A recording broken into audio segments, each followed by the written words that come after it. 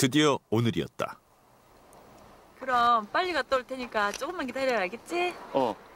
금방 올 거지? 조심해서 갔다 온나. 물건 단디 간수하고. 별 걱정도 다 한다. 고마워요. 고맙기는 내가 고맙지. 왜 갔다 온나? 기다리고 있을게. 오늘까지 참 고민도 많았었다. 하지만 이제부터 모든 것이 잘 될 거란 확신이 들었고 김규호는 과감한 결정을 내렸는데 하지만 시간이 지날수록 알 수 없는 불길한 예감이 그를 엄습해왔다. 벌써 30분째 돌아오지 않는 그녀. 이쯤 되자 김규호는 뭔가 일이 잘못된 것을 직감했다.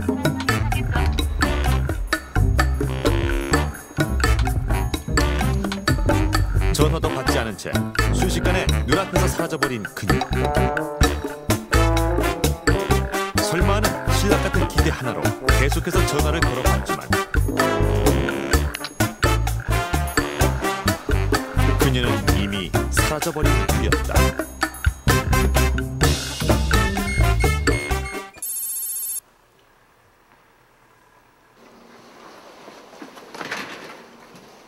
종일 연락을 해봤지만 그녀는 전화를 받지 않았다. 다음날 곧바로 인근 경찰서를 찾은 김규호. 그녀가 돌아올 거라는 부질없는 희망. 하루가 지나서야 김규호는 자신이 당했음을 알아차렸는데 믿은 만큼 배신감은 컸다. 진정하시고 그날 있었던 일 자세하게 말씀해 주십시오. 5천만 원이 눈앞에서 순식간에 사라지는데 지금 제가 진정하게 생겼습니까? 그러니까 그날 오전에 저한테 물건을 받으러 가자는 겁니다. 내가 그녀 말을 믿는 게 아닌데. 그날 있었던 일 자세하게 말씀해 주십시오. 그의 진술은 이러했다. 오전에 제가 가지고 하루아침에 5천만 원을 그 자리에서 절취당했다는 김규호. 제가 같이 장신공 넘어가자고. 수사팀은 김규호의 진술에서 몇 가지 단서를 포착했는데 사건은 단순 절취 사건이 아니었다. 치밀하게 계획된 범죄. 그것이 사건의 시작이었다. 처음 피해자 김규호의 신고로 사건이 접수됐습니다. 김규호는 그 자리에서 5천만 원을 절취당했다고 진술을 했는데요. 진술을 들어본 결과 단순 절취 사건이 아님을 판단, 그렇게 수사가 시작되었습니다.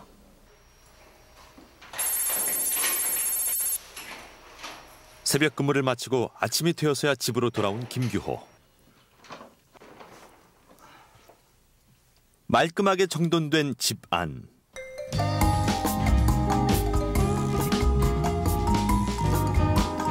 오늘도 그녀였다.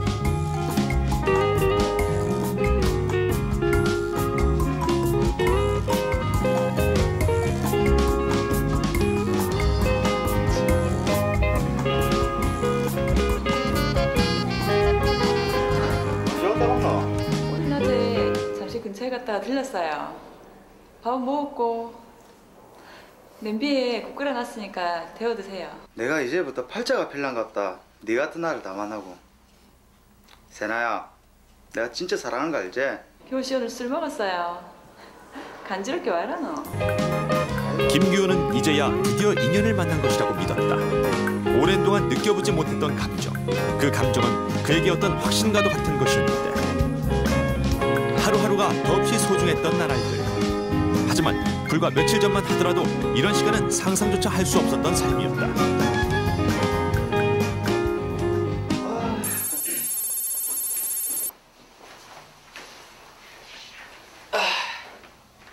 야, 새끼 얼굴 좋네. 어제 잘 살았나?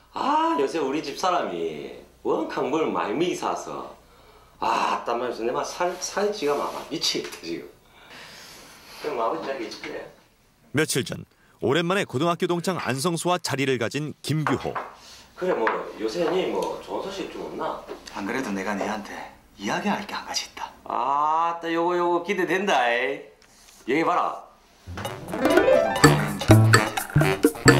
그날의 기억만 떠올리면 매우 상기된 표정을 지을 수 없었던 김규호. 김규호는 그날을 마치 운명이라 얘기했다. 장진이 알지? 내가 며칠 전에 그 장진이 만나고 시내 갔다가 시간이 좀 남길래 잠깐 그 PC방에 갔었거든. 근데 뜸들이지 말고 좀 그때 좀 얘기해봐라. 아이 새끼 뭐야 그래 좀 진지하게 들어봐라.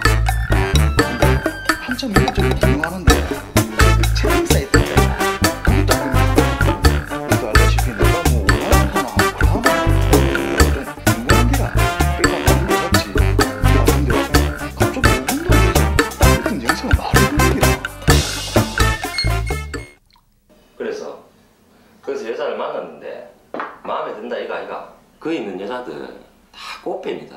아나? 아 가만히 있어 봐라. 그게 끝이 아니라 카이. 지금부터 중요한 내말 잘 들어봐. 근데 진짜 나는 이렇게 내랑 말이 통하는 여자는 30평생 처음이었다. 아 그 뭘 해야 되노? 진짜 그 남자의 마음을 지그리 잘 아는지 몰라. 잊을 수 없었던 그날의 기억.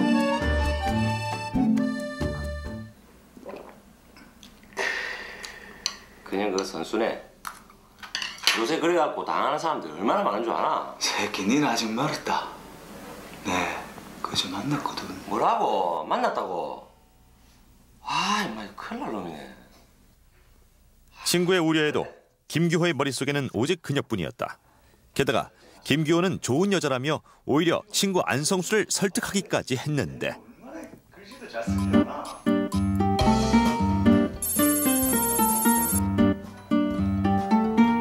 그녀와 처음 만난 건 9월의 어느 날이었다.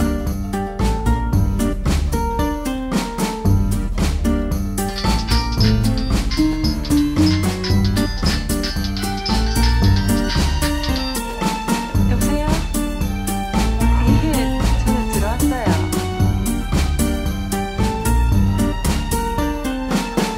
그날 단 한 번의 채팅으로 차선아에게 호감을 느꼈던 김규호는 결국 만날 것을 제안했고 둘은 이렇게 마주하게 되었는데 꼭 한번 만나 뵙고 싶었습니다. 제가 만나자고 해서 많이 놀라셨죠? 처음에는 이렇게 말씀드리면 어떻게 생각할지 모르겠지만 세나 씨랑 이야기를 하면서 아, 이 사람을 놓치면 평생 후회를 하겠구나 그런 확신이 들었거든요. 그래요. 저도 그때 친구들이랑 같이 있었는데 친구들한테 얘기를 했더니 좋은 사람 같다고 한번 만나보라는 거예요. 그래서 어색한 시간도 잠시 김규호는 더욱더 차선아에게 매력을 느끼게 됐는데 그날 이후 김규호와 차선아는 급속도로 가까워지기 시작했다. 두 사람은 여느 연인들처럼 함께 시간을 보내며 어느새 연인 사이로 발전하게 되었는데 단 며칠 만에 서로의 마음을 확인한 두 사람. 그들에게 시간이란 그리 문제가 되지 않았다. 하루를 함께해도 마치 1년을 함께한 듯 두 사람은 이제 서로에게 없어서는 안 될 존재가 되었다.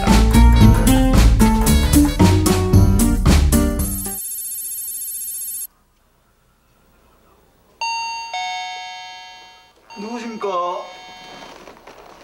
자기야 내다. 뜻밖의 방문. 이거 뭔데? 왜 이렇게 많이 나오노?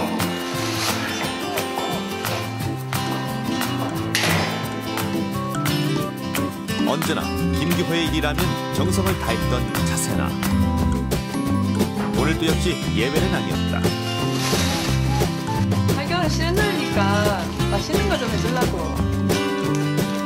이제 김규호에게 그녀는 더 이상 남이 아니었다. 처음부터 이야기도 잘 통하고 마음도 잘 맞던 두 사람은 한 달 만에 연인으로 발전했는데요. 차세나는 김규호의 집을 드나들며 밥과 빨래를 해주는 등 김규호에게 무척 잘했습니다. 김규호도 그런 차세나의 태도를 보면서 점점 더 차세나에게 믿음을 가지게 된 것 같습니다. 한 업체에서 시스템 통합관리 일을 도맡고 있었던 김규호.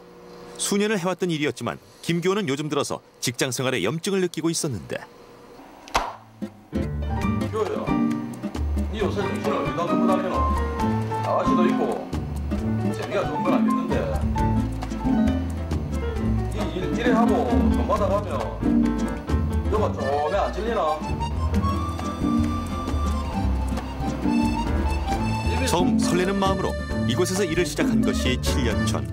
하지만 점점 시간이 지날수록 이건 아니란 생각이 들었다.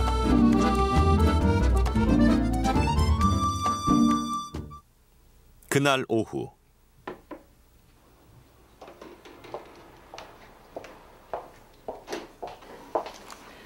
오늘 웬일로 술을 다 먹자 그래요? 오랜만에 우리 여자친구랑 한잔 하고 싶어서. 왜? 오늘 회사에서 무슨 일 있었어요? 실은 회사에 내색하지 않으려 했지만 누구에게든 털어놓고 싶었다. 그리고 지금 김규호에게는 차세나가 유일했다. 자기 그렇게 정 힘들면 다른 일 해보는 건 어떨까? 내 나이가 많아서 다른 데 일 못 간다. 그래도 자기는 기술도 있고 학벌도 좋잖아. 아, 자기 사업해볼 생각은 없어요? 사업? 에이, 그걸 아무나 하나. 그게 아니라 우리 아버지가 차세나는 마침 괜찮은 사업이 있다며 김규호에게 이야기를 꺼내는데 잘만 하면 투자 금액의 2~3배를 받을 수 있다는 차세나의 말에 김규호는 귀가 솔깃해졌다. 다른 사람도 아닌 차세나의 제안, 김규호의 마음이 움직이기 시작했다.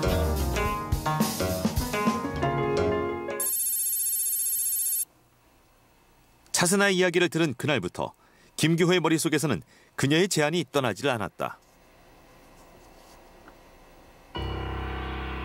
우리 아버지가 다이아몬드 직수입 거래를 조금 하시는데요. 그게 원가로 사서 다른 거래처에 되파는 식으로 해서 차익을 남기는 건데 그것만 해도 돈이 좀 되는가 봐요. 펀드보다 낫다고 하던데. 기호 씨도 목돈 좀 있으면 불리면 어떨까 싶어서. 지긋지긋한 이 생활을 끝낼 수 있는 기회. 김규호는 차세나의 제안을 그렇게 믿었다. 결국 김규호는 자신의 전 재산인 5천만 원을 출금, 사업에 뛰어들기로 결심하는데 드디어 오늘이었다. 차세나와 함께 그녀의 아버지가 거래하는 보석상으로 향하는 김규호. 근데 자기 너무 무리하는 거 아닌가? 뭐가? 5천? 아무리 직수입이라고 해도 다이아몬드 단가가 있는데 몇백 갖고 되겠나? 일단 5천 넣고 가만히 보자. 2배면 1억 아이가 1억. 우와, 그 돈 갖고 뭐 하지? 그 돈 나오면 우리 세나 갖고 싶은 거 사줘야겠다. 뭐 갖고 싶노? 응? 나는 기호 씨만 쓰면 된다. 야, 세나야, 내가 네 때문에 하루하루 살맛이 난다. 그때까지 이 모든 것이 차세나의 계략이라는 것을 전혀 눈치채지 못했던 김규호. 안아, 가져가라. 아니 내가 일단 가서 주인 아줌마 있는지 확인하고 올게. 나중에 전화하면 나온나 알았지? 뭐 한다고? 물건만 받으면 된다며. 빨리 들어갔다 온나? 물건 받아가지고 바로 창신동 넘어가자. 그것은 실수였다. 그녀를 믿었던 대가는 결국 후회라는 이름으로 남게 될 것이다. 차세나와 김규호의 마지막. 그날 이후 김규호는 두 번 다시 차세나를 볼 수 없었다. 일단 김규호는 차세나를 전적으로 믿고 있었기 때문에 단번에 사기를 당한 게 아닌가 싶습니다. 처음 차세나가 사업 명목으로 돈을 투자해볼 것을 제안했을 때도 조금도 의심하지 못했다고 하는데요. 그만큼 차세나는 2달 남짓 한 시간 동안 범행을 하기 위해 치밀하게 행동을 한 것으로 보입니다. 김규호의 신고로 시작된 수사. 하지만 차세나의 휴대폰은 이미 꺼져 있는 상태였고 위치 추적 결과 마지막 위치가 김규호와 헤어졌던 장소였던 것으로 드러나 수사팀은 그녀를 찾는 데 어려움을 겪었는데 그 사이 김규호의 집에서 차세나가 사용했던 물건들을 증거로 입수한 수사팀은 조속히 지문 채취에 들어갔다. 지문 채취에만 성공한다면 차세나의 신상 파악도 가능할 터. 다음날 오전 수사팀은 차세나의 지문을 입수. 곧바로 신원 조회에 들어갔는데 하지만 거기에서 도저히 믿을 수 없는 의외의 결과가 나왔다.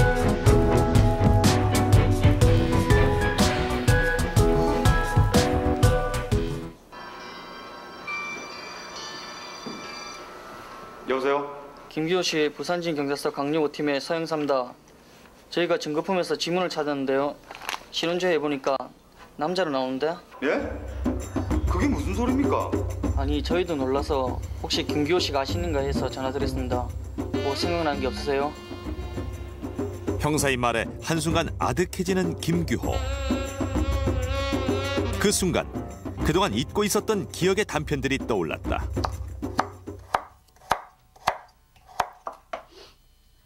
김규호의 기억 속에 차세나는 유난히 더위를 잘 타는 사람이었다.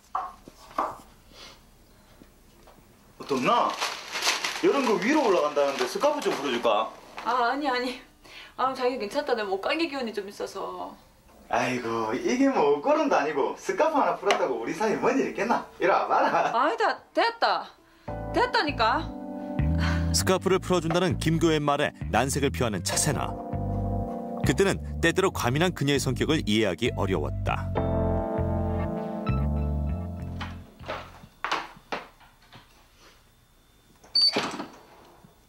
김교의 기억은 거기서 그치지 않았다. 화장실 다 썼나? 내 지금 들어가도 되나? 근데 너무 나오자마자 가는 거 아이가?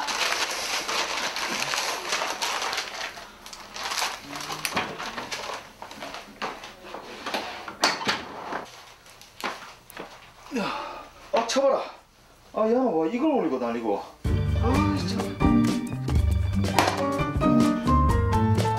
그때는 아무렇지도 않았던 일이었다. 하지만 지금에서야 생각해보면 뭔가 미심쩍은 부분들이 많았다. 김교의 기억 속에 차세나는 항상 터틀넥이나 스카프를 착용해 목을 가렸는데 왜 그때는 단 한 번도 의심하지 못했을까? 이제야 모든 것이 분명해졌다. 피해자 김규호도 2달 정도 차세나를 만나오면서 그녀가 성전환자라는 것을 전혀 알지 못했던 것으로 보입니다.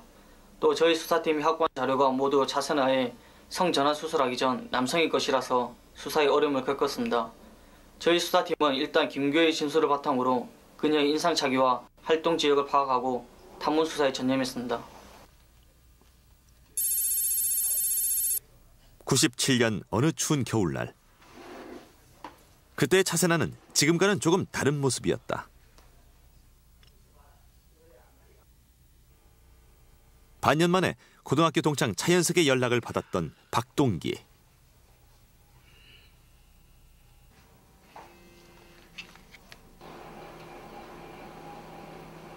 어이, 차현석이, 니 어디고? 나는 벌써 도착해서 앉아있다. 자스가, 나도 벌써 자리 잡고 앉아있다. 죽고 싶나 새끼만. 혹시 차현석이? 박동기, 내가 못 알아보겠나? 죄송하지만 현석이 누님 아니십니까? 박동기는 변해버린 차현석의 모습이 낯설기만 했는데 근데 니 어쩌다 이래 사고 치는데? 어이, 박동기, 반짝인 네가 내한테 어찌 그림으로 씻노? 섭섭하대. 안다이가 내 옛날부터 이런 거. 나는 이제 이래 살란다. 그날 차현석은 죽었다. 이제 차세나로 살아가야 하는 삶. 그 선택이 비록 맨발로 가시밭길을 걷는 인생이라 할지라도 차세나는 자신의 선택에 후회는 없었다. 근데 이거는 어쩌는데? 와, 요새 기술 죽이네.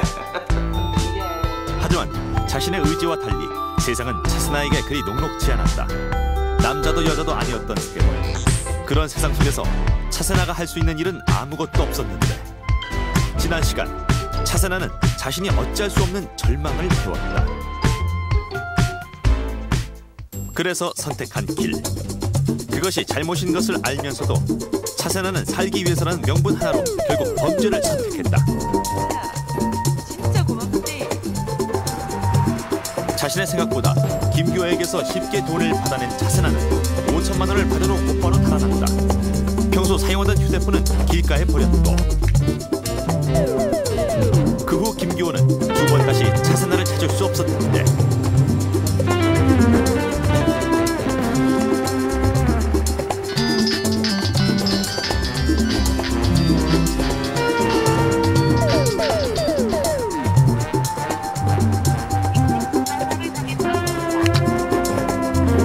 성전환 수술 후 특별한 사회활동이 없었던 차세나가 추적을 피해 가족들에게 전적으로 의지할 것을 판단한 저희 수사팀은 차세나의 신원조회를 통해 파악한 본가 주소지와 가족들의 집 부근에서 잠복이 들어갔습니다.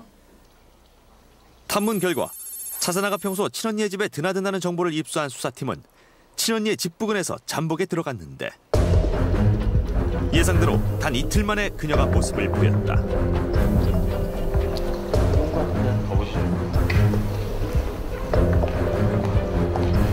차세나 사기 혐의로 긴급 체포합니다. 변호사는 선임할 수 있고 변명의 기회가 있습니다. 결국 차세나는 그 자리에서 체포되고 말았다. 사기 혐의 차세나 검거.